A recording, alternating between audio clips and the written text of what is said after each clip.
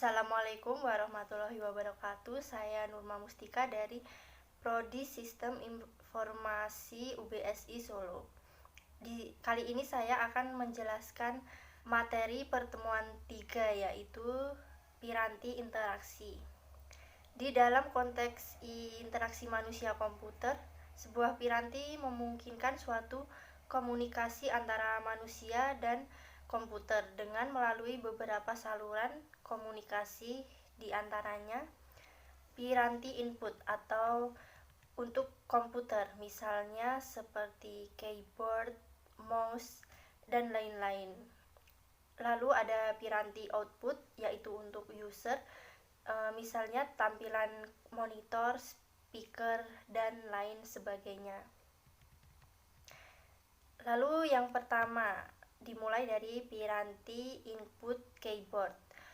Piranti input keyboard adalah papan ketik yang terdiri dari tombol-tombol difungsikan untuk memasukkan perintah atau data yang akan diolah oleh komputer dengan cara ditekan.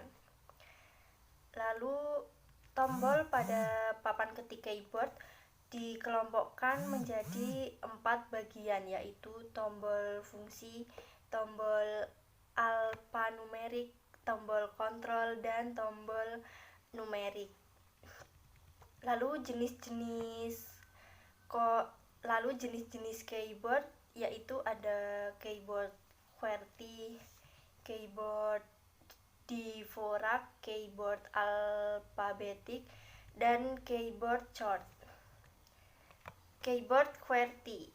Tata letak keyboard QWERTY ini ditemukan oleh Scholes, Gilden, dan juga Soule di tahun 1878, yang kemudian menjadi standar mesin ketik komersial pada tahun 1905.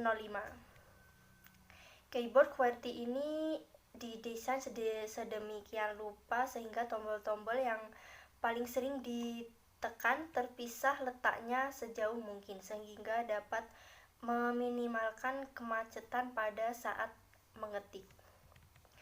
Lalu jenis keyboard yang kedua adalah keyboard Dvorak.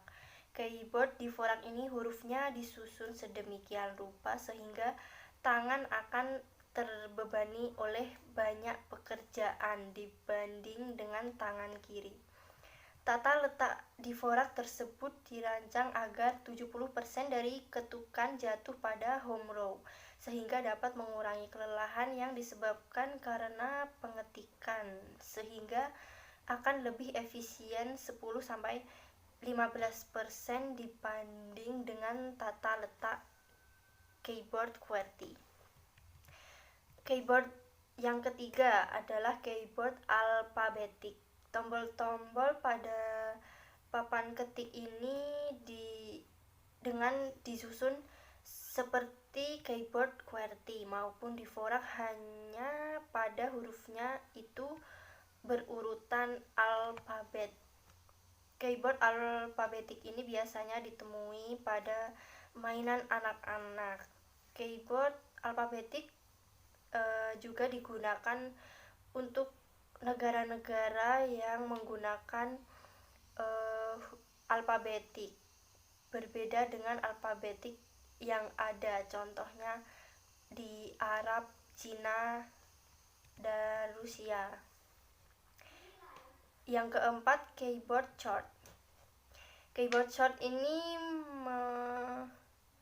butuhkan latihan untuk dapat menggunakan keyboard ini, jadi agak sangat sulit digunakan. Oke, itulah beberapa penjelasan mengenai piranti keyboard dan jenis-jenisnya. Selanjutnya adalah piranti petunjuk dan pengambil. Piranti petunjuk atau pengambil ini adalah piranti untuk dapat menempatkan kursor pada suatu posisi pada monitor dan mengambil suatu item informasi untuk dapat dipindah ke tempat lain. Secara ringkas, piranti penunjuk ini mempunyai tugas interaktif seperti misalnya pemilihan, penempatan, orientasi jalur, kuantasi, dan juga tekstural.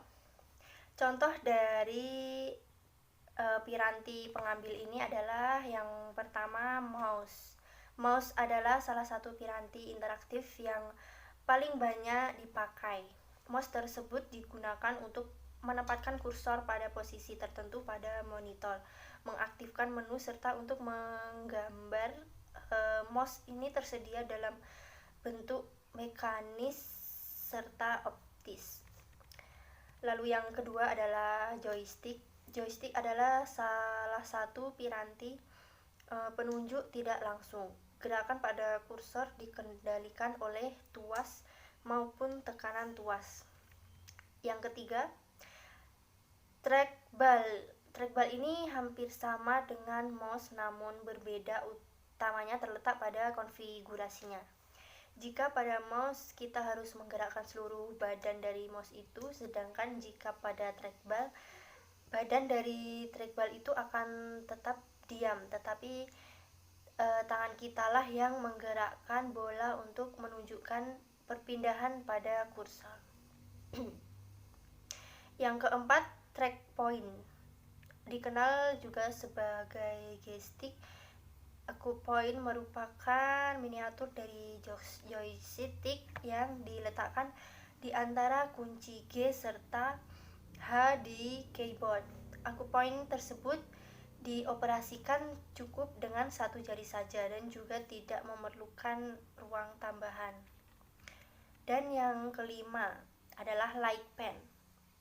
Alat ini digunakan dengan cara menunjuk ujung alat ke monitor komputer yang peka terhadap cahaya.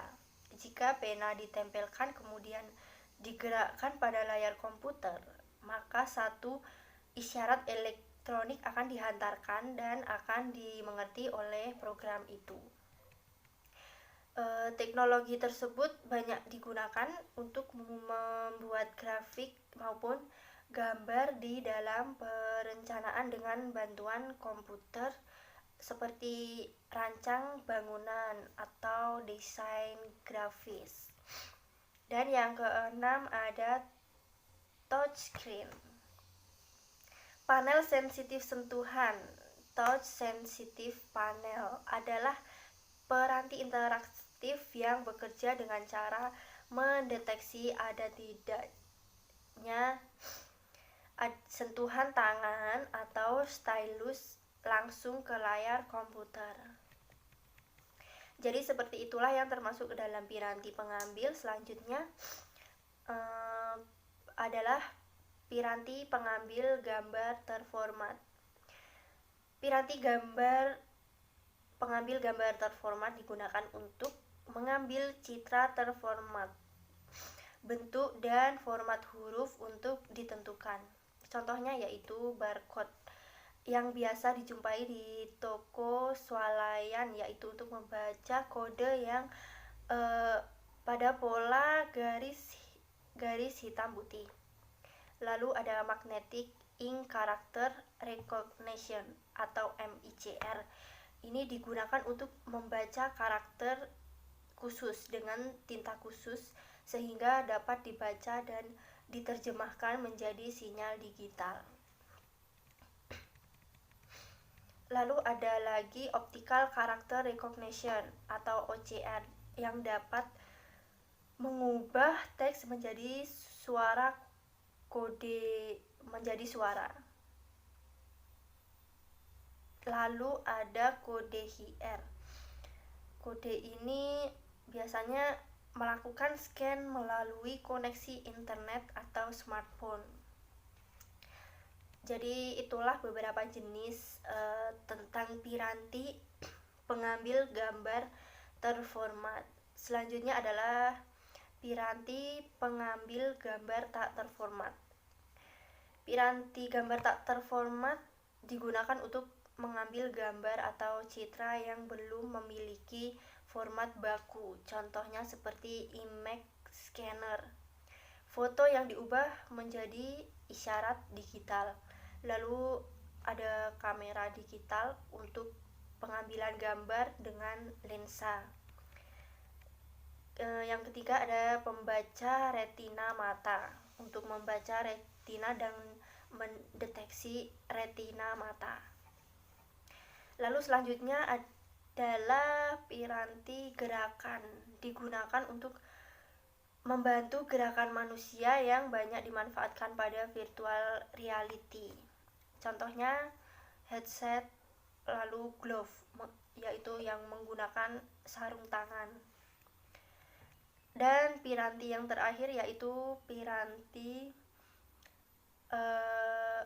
lalu yang terakhir adalah piranti layar tampilan yang terdiri dari pengingat digital, pengendali tampilan, dan pengolah tampilan. Lalu piranti yang terakhir adalah tipe layar tampilan. Beberapa jenis tipe layar tampilan adalah yang pertama adalah Direct Drive Monochrome Monitor. Yang kedua, yang hanya menyajikan foreground and background. Yang kedua, Composite Monochrome Monitor. Dan yang ketiga, Composite Color Monitor yang dapat menghasilkan teks dan grafik.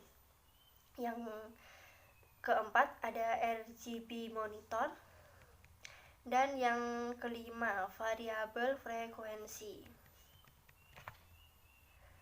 Demikian penjelasan mengenai piranti interaktif pada materi pertemuan ketiga ini. Sekian dan terima kasih. Assalamualaikum warahmatullahi wabarakatuh.